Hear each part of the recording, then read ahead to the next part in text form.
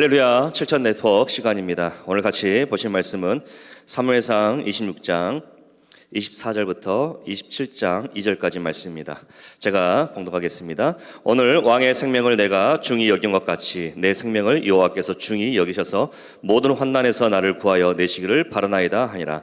사울이 다윗에게 이르되 내 아들 다윗아 내게 복이 있을지로다. 내가 큰 일을 행하겠고 반드시 승리를 얻으리라 하니라. 다윗은 자기 길로 가고 사울은 자기 곳으로 돌아가니라.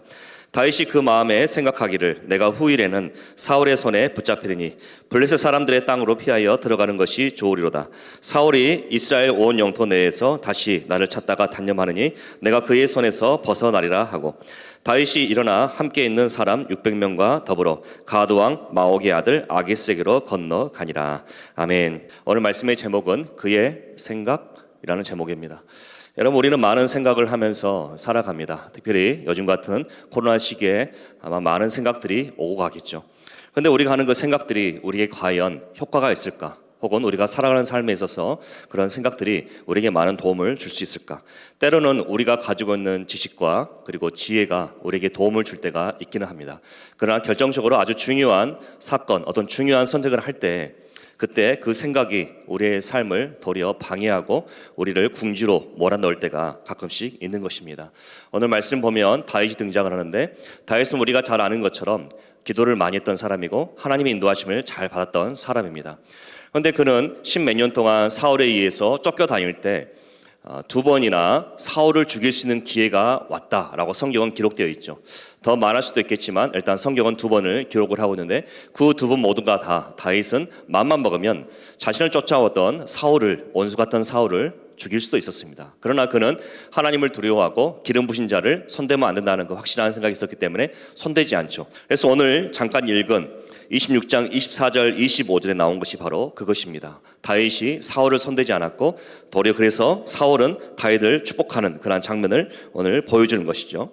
그런데 이렇게 두 번이나 하나님의 도우심으로 사울을 잡아서 죽일 수 있는 기회를 도리어 죽이지 아니하고 하나님의 은혜를 누렸던 이런 다윗임에도 불구하고 27장에 보면은 이해할 수 없는 행동을 하게 되어집니다. 그게 뭐냐면, 어떻게 시작하면 다윗이 그 마음에 생각하기를 라고 시작을 하고 있습니다. 다윗은 지금 십몇 년 동안 10년 정도, 지금까지 본문의 상황을 보면은 한 10년 정도를 계속 쫓겨다니고 있었죠. 그리고 하나님의 도우심으로 계속 사울에게 잡히지 않았죠. 그리고 잡히지 않았을 뿐더러 도리어 사울을 잡아 죽일 수 있는 기회가 두 번이나 왔었죠. 이 모든 것이 얼마나 큰 은혜이고 얼마나 하나님의 큰 도우심이 있었던 겁니까? 그럼에도 불구하고 다윗은 생각을 하기 시작합니다. 어떤 생각이요? 이 위기를 내가 모면하겠다.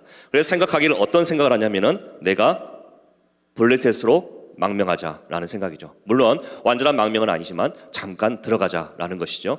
이것이 바로 다윗이 했던 생각이었다라고 성경은 표현하고 있습니다. 그런데 다윗은 이때 이전에 과거에도 한번 블레셋에 갔던 적이 있습니다.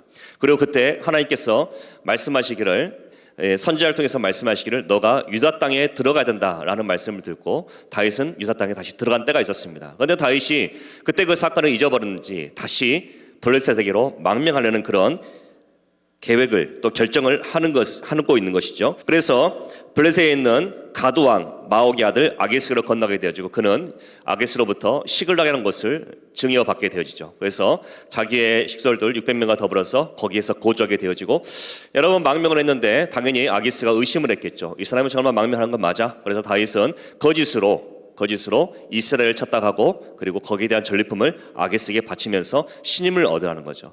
거짓의 삶이 시작된 것이죠. 또 거기에뿐만 아니라 갑자기 블레셋이 이스라엘과 전쟁을 해야 되는 상황이 오게 됩니다. 그래서 아기스는 다윗에게 말하죠. 우리 같이 가서 이스라엘과 더불어 싸우자. 전에는 너의 동족이었지만 지금은 너가 우리에게 망명하였으니까 너가 우리 위해서 같이 싸우자라고 말했을 때 다윗은 시겁했겠죠. 왜냐하면 잠시 머물고 돌아가려 했는데 만약에 전쟁에 나가게 되면 영원히 반역자로 되어서 다시는 고국에 돌아갈 수 없고, 자기뿐만 아니라 자기의 식솔들 그리고 함께한 600명의 사람들이 모두가 다 그야말로 블레셋에 영원히 머물러야 되는 그러한 일이 일어나게 되는 거죠. 그런데 다행히 감사하게도 하나님의 도우심으로 전쟁에 나가지 않고 돌아오게 되어집니다. 그런데 거기서 끝난 게 아니에요. 돌아와서 자기 시글라는 것에 다시 돌아왔는데, 와서 보니까 아말렉이 쳐들어와가지고 자신들의 모든 아내나 자식을 다 잡아가 버린 거예요. 큰일 난 것이죠. 그래서 성경은 이때 다윗의 위기를 묘사를 합니다. 이때 다윗의 위기를 묘사를 하는데, 한데 성경에서 어떻게 말하냐면은 이때 이 상황을 봤던 다윗과 함께했던 다른 많은 사람들이 어떻게 반응하냐면 사무엘상 30장 6절에 보면 백성들이 자녀들 때문에 마음이 슬퍼서 다윗을 돌로 치자 하니 다윗이 크게 다급하였으나 그 하나님 여호와를 힘입고 용기를 얻었더라. 아멘. 성경에 보면 다윗의 용사들이 얼마나 충성된지를 기록을 하고 있는데 여기 있었던 이 다윗의 용사들 함께한 모든 자들이 너무 슬퍼서 어떻게 하냐면은 다윗을 돌로 치자라고 이렇게 했다. 성경에 기록하고 있습니다. 큰일 난 것이죠.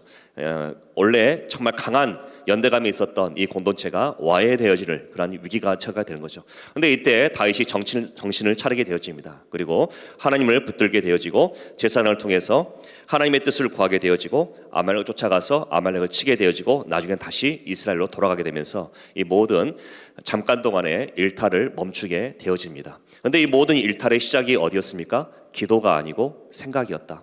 여러분 많은 생각을 하고 계십니까? 그 생각이 나에게 화를 부를 수도 있다.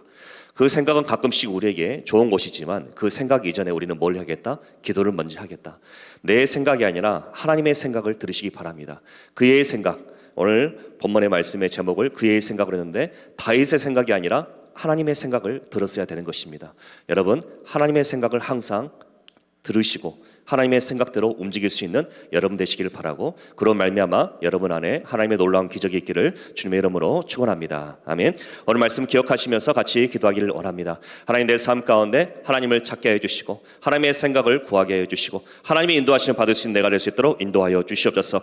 그리고 하나님 내 삶 가운데 놀라운 역사가 있기를 원하고 코로나가 빨리 종식되기를 원합니다. 양주 어린이 교회가 잘 세워지기를 원합니다. 주님 역사해 주십시오. 그의 개인적인 기도점을 가지고 우리 주님같이 부르며 기도합니다. 주여 주여 주여.